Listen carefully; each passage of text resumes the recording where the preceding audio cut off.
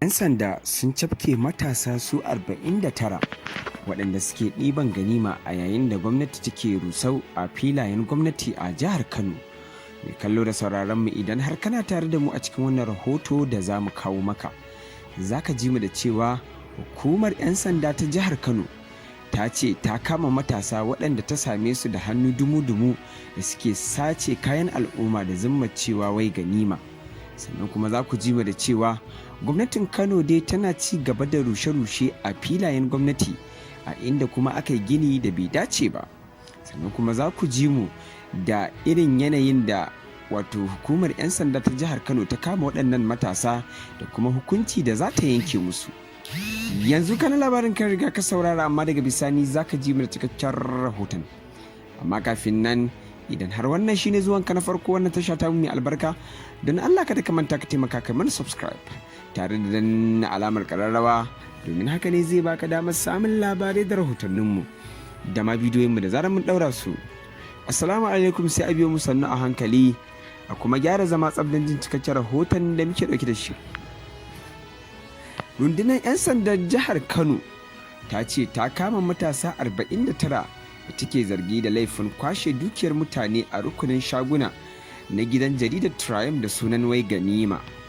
Kakakin rundunar 'yan sandan jihar Kano SP Abdullahi Haruna Kiyawa ne ya bayyana haka a wata sanarwa da ya fitar, tare kuma ya raba wa manema labarai a jihar Kano.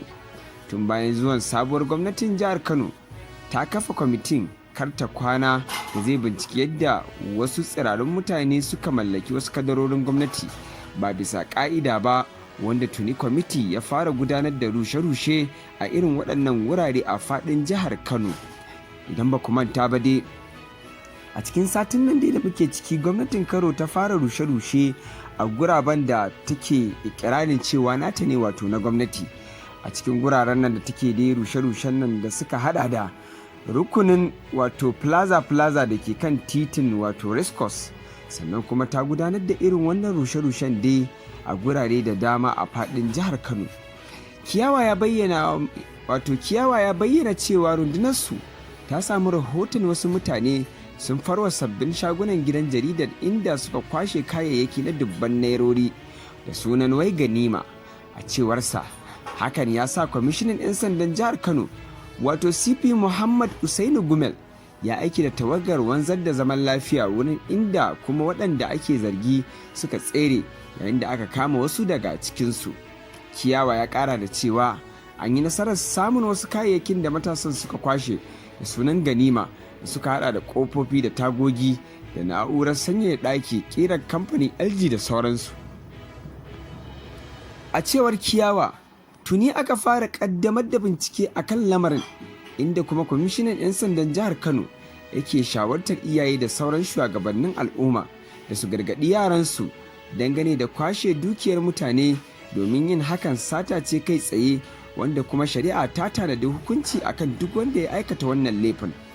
Gwamnati dai tana ƙara bincike a wajejen filayen nan, gwamnati dai tana ƙara bincike a filayen gwamnati inda suka dace, inda mutane daban da ɗaiɗaikun 'yan kasuwa da masu kuɗi suka mallaki irin wannan filaye na gwamnati, waɗanda duk suka mallake su ba bisa ƙa'ida ba. Ƙarshen rahoton nami kenan, amma mai kallon sauraron mu za ka iya ajiye ra'ayinka a comment section tare da dangula mana alamar ɗan yatsa domin ƙarfafa mana ƙwarin gwiwa wajen zaƙulun muku sai har labarai ba na shafcin gizo ba.